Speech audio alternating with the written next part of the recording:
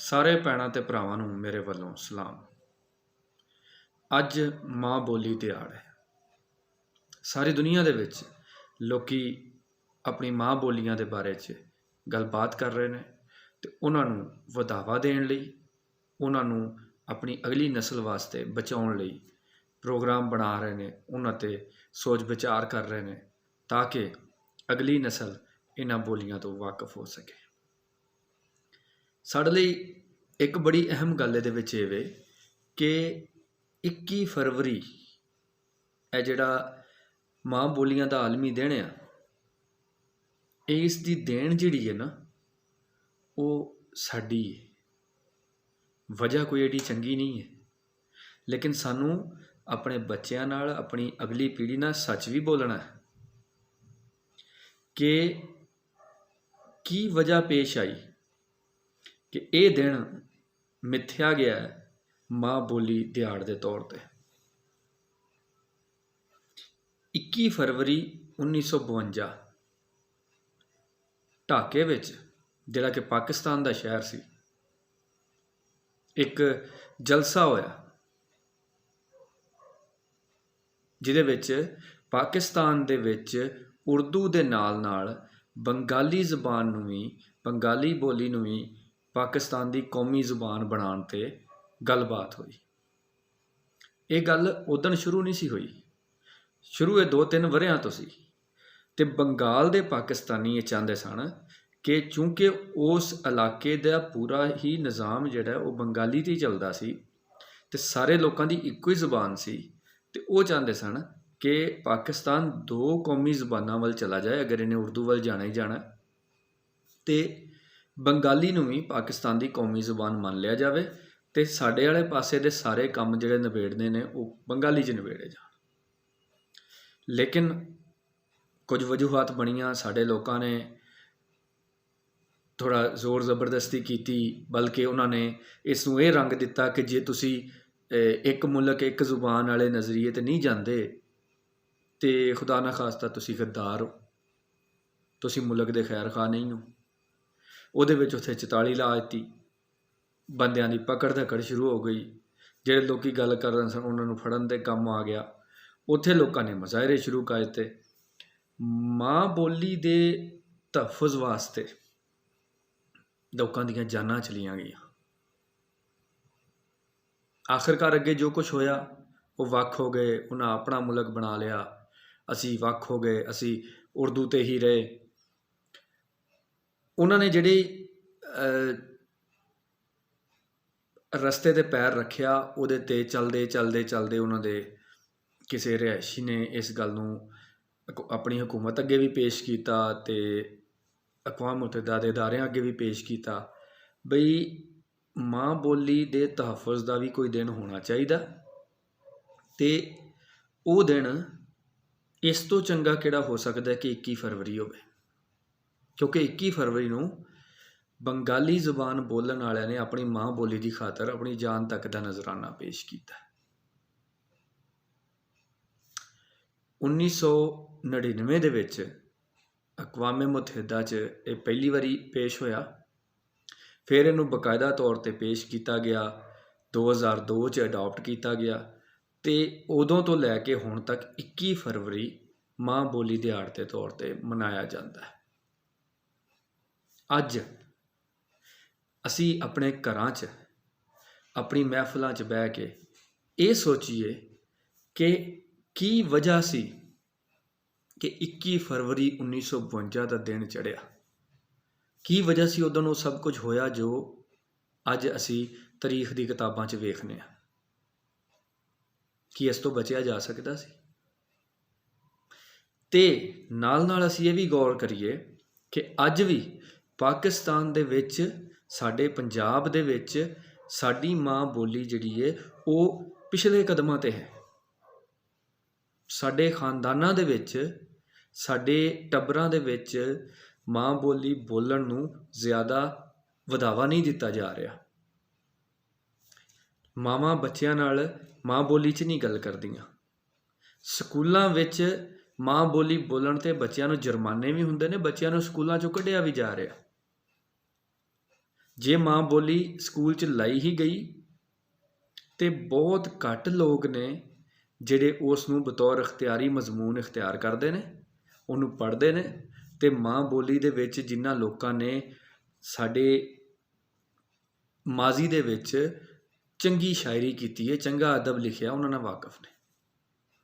ਸਾਡੀ ਪੀੜ੍ਹੀ ਜਿਹੜੇ ਅਸੀਂ ਹਾਂ, ਸਾਡੇ ਮਾਂ ਪਿਓ ਨੇ ਸਾਡੇ ਨਾਲ ਪੰਜਾਬੀ ਬੋਲੀ, ਲੇਕਿਨ ਸਾਡੇ ਤੋਂ ਅਗਲੀ ਪੀੜ੍ਹੀ 'ਚ ਬਹੁਤ ਘੱਟ ਮਾਂ ਪਿਓ ਨੇ ਜਿਹੜੇ ਬੱਚਿਆਂ ਨਾਲ ਪੰਜਾਬੀ ਬੋਲਦੇ ਨੇ।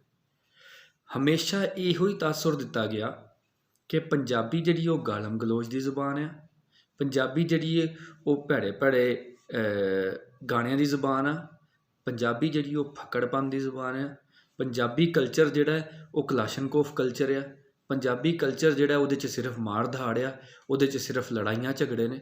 ਕਿਸੇ ਨੇ ਵੀ ਪੰਜਾਬੀ ਕਲਚਰ ਦੇ ਉਸ ਅਸਲੀ ਰੰਗ ਨੂੰ ਪੇਸ਼ ਨਹੀਂ ਕੀਤਾ ਜਿਹੜਾ ਪੰਜਾਬੀ ਦੀ ਬੁਨਿਆਦ ਹੈ।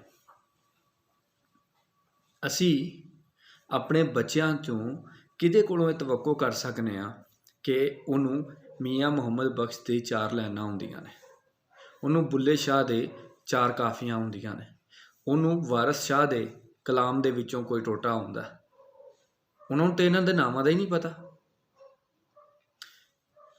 ਸਾਡੀ ਪੰਜਾਬੀ ਸ਼ਾਇਰੀ ਦੇ ਵਿੱਚ, ਸਾਡੀ ਪੰਜਾਬੀ ਲਿਖਤ ਦੇ ਵਿੱਚ ਐਸੇ ਵੱਡੇ ਵੱਡੇ ਨਾਂ ਨੇ ਜਿਨ੍ਹਾਂ ਦੇ ਲਿਖੇ ਨੂੰ ਪੜ੍ਹ ਕੇ ਸਾਨੂੰ ਪਤਾ ਲੱਗਦਾ ਹੈ ਕਿ ਪੰਜਾਬੀ ਤੇ ਬਹੁਤ ਉੱਚੀਆਂ ਹਸਤੀਆਂ ਦੀ ਜ਼ੁਬਾਨ ਹੈ, ਕਲਚਰਡ ਲੋਕਾਂ ਦੀ ਜ਼ੁਬਾਨ ਹੈ।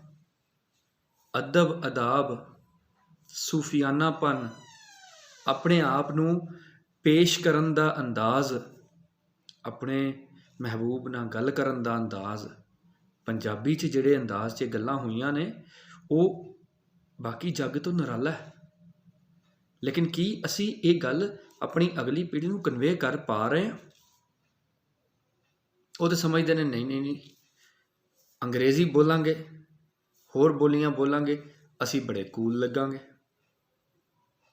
ਅੱਜ ਵੀ ਅਸੀਂ 1952 'ਚ ਹੀ ਖੜ੍ਹੇ ਹਾਂ। ਅਸੀਂ ਦੂਜੀ ਜ਼ੁਬਾਨ ਜ਼ਬਰਦਸਤੀ ਥੋਪਣ ਦੇ ਉੱਤੇ ਕੰਮ ਕਰ ਰਹੇ ਹਾਂ ਕਿ ਅਸੀਂ ਆਪਣੇ 1952 21 ਫਰਵਰੀ ਦੇ ਵਾक़ੇ ਤੋਂ ਕੁਝ ਸਿੱਖਿਆ, ਕਿ ਅਸੀਂ ਇਸ ਗੱਲ ਲਈ ਤਿਆਰ ਹਾਂ ਕਿ ਅਸੀਂ ਸਿੰਧੀਆਂ ਨੂੰ ਸਿੰਧੀ ਜ਼ੁਬਾਨ ਬੋਲਣ 'ਤੇ ਘੱਟ ਨਾ ਸਮਝੀਏ, ਅਸੀਂ ਸਰਾਇਕੀਆਂ ਨੂੰ ਸਰਾਇਕੀ ਜ਼ੁਬਾਨ ਬੋਲਣ 'ਤੇ ਘੱਟ ਨਾ ਸਮਝੀਏ, ਅਸੀਂ ਬਲੋਚੀਆਂ ਨੂੰ ਬਲੋਚੀ ਜ਼ੁਬਾਨ ਬੋਲਣ 'ਤੇ ਘੱਟ ਨਾ ਸਮਝੀਏ, ਅਸੀਂ ਅਫਗਾਨਾਂ ਨੂੰ ਪਸ਼ਤੋ ਬੋਲਣ 'ਤੇ ਘੱਟ ਨਾ ਸਮਝੀਏ।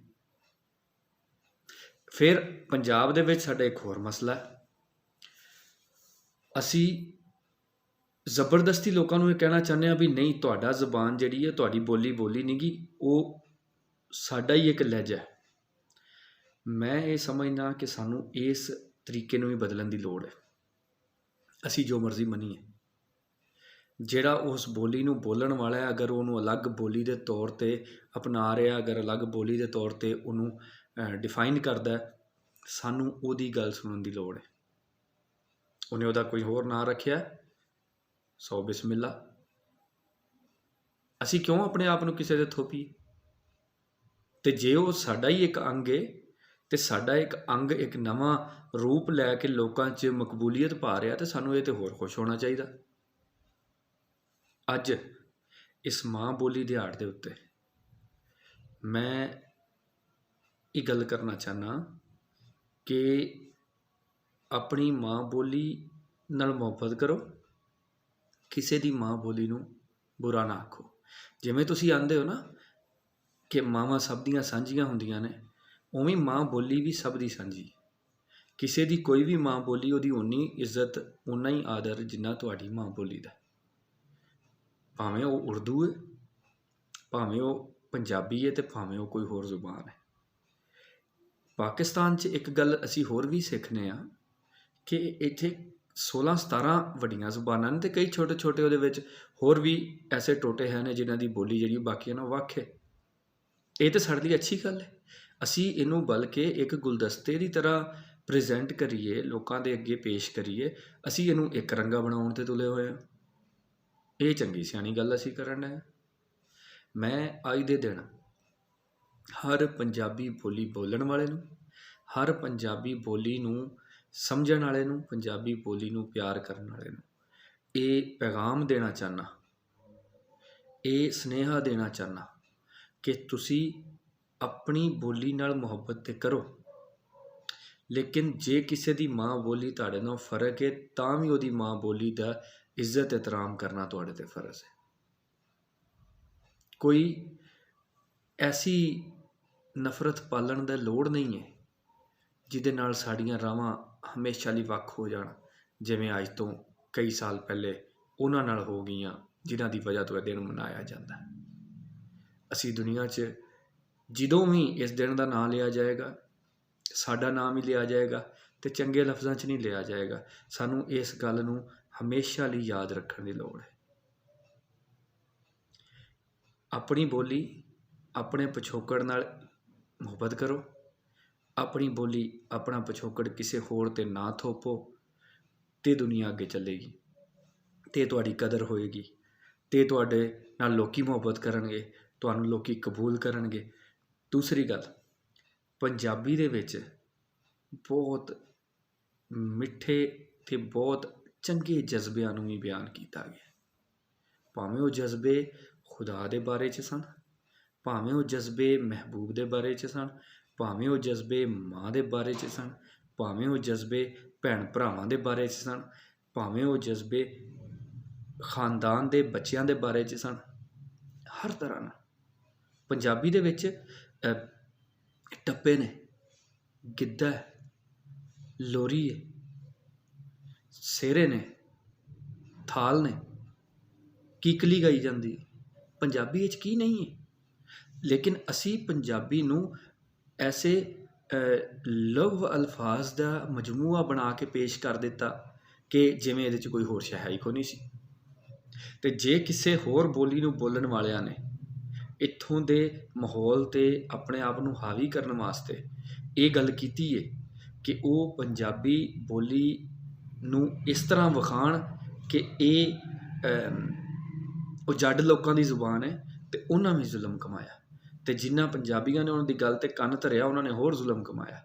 ਜਿਨ੍ਹਾਂ ਨੇ ਅਸਲ ਗੱਲ ਬੱਚਿਆਂ ਤੱਕ ਪਹੁੰਚਾਈ ਨਹੀਂ, ਅਸਲ ਗੱਲ ਆਪ ਸੁਣੀ ਨਹੀਂ, ਸਿੱਖੀ ਨਹੀਂ, ਉਹ ਸਮਝਦੇ ਨੇ ਕਿ ਬੋਲੀ ਜਿਹੜੀ ਹੈ ਉਹ ਰਹਿ ਗਈ ਹੈ, ਇਹ ਸਿੱਖਣ ਦੀ ਲੋੜ ਨਹੀਂ, ਇਹ ਤਾਂ ਐਵੇਂ ਨਾ ਬਸ ਉਹ ਜੱਟ ਲੋਕਾਂ ਦੀ ਜ਼ੁਬਾਨ ਹੈ।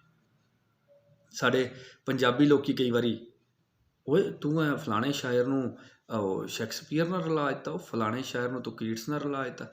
ਅਸੀਂ ਰਲਾਉਂਦੇ ਹੀ ਨਹੀਂ ਭਾਈ, ਅਸੀਂ ਇਹ ਕਹਿੰਦੇ ਇਹ ਆਪਣੇ ਆਪ 'ਚ ਹੀ ਸਾਰਾ ਕੁਛ ਨੇ, ਸਾਨੂੰ ਉਹਨਾਂ ਨੂੰ ਰਲਾਉਣ ਦੀ ਲੋੜ ਹੀ ਨਹੀਂ।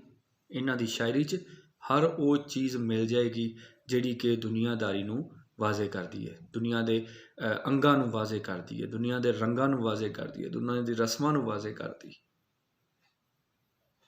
ਅਗਰ ਤੁਸੀਂ ਪੰਜਾਬੀ ਨੂੰ ਪੜ੍ਹੋ ਤਾਂ ਤੁਹਾਨੂੰ ਪਤਾ ਲੱਗੇਗਾ ਇਹਦੇ ਵਿੱਚ ਹਰ ਮੌਜ਼ੂ 'ਤੇ ਕਲਾਮ ਮੌਜੂਦ ਹੈ, ਹਰ ਮੌਜ਼ੂ 'ਤੇ ਤਹਿਰੀਰ ਮੌਜੂਦ ਹੈ। ਇਹ ਲਿਖਤਾਂ, ਇਹ ਬਾਤਾਂ ਸਾਨੂੰ ਸਿੱਖਣ ਦੀ ਲੋੜ ਹੈ, ਸਾਨੂੰ ਸਮਝਣ ਦੀ ਲੋੜ ਹੈ, ਤਾਂ ਹੀ ਅਸੀਂ ਪੰਜਾਬੀ ਦਾ ਮੁਕੱਦਮਾ ਲੋਕਾਂ ਅੱਗੇ ਰੱਖ ਸਕਾਂਗੇ। ਅਤੇ ਮੇਰੀ ਤੁਹਾਡੇ ਸਾਰਿਆਂ ਅੱਗੇ ਬੇਨਤੀ ਹੈ, ਆਪਣੇ ਬੱਚਿਆਂ ਨੂੰ, ਉਹਨਾਂ ਦੇ ਬੱਚਿਆਂ ਨੂੰ, ਆਪਣੇ ਯਾਰਾਂ ਦੋਸਤਾਂ ਨੂੰ ਇਸ ਗੱਲ 'ਤੇ ਲਿਆਓ ਕਿ ਮਾਂ ਬੋਲੀ ਬੋਲਣ, ਮਾਂ ਬੋਲੀ ਦਾ ਸਤਿਕਾਰ ਕਰਨ ਅਤੇ ਮਾਂ ਬੋਲੀ ਨੂੰ ਵਧਾਵਾ ਦੇਣ। ਜਿਉਂਦੇ ਵਸਦੇ ਰਹੋ, ਰੱਬ ਰਾਖਾ।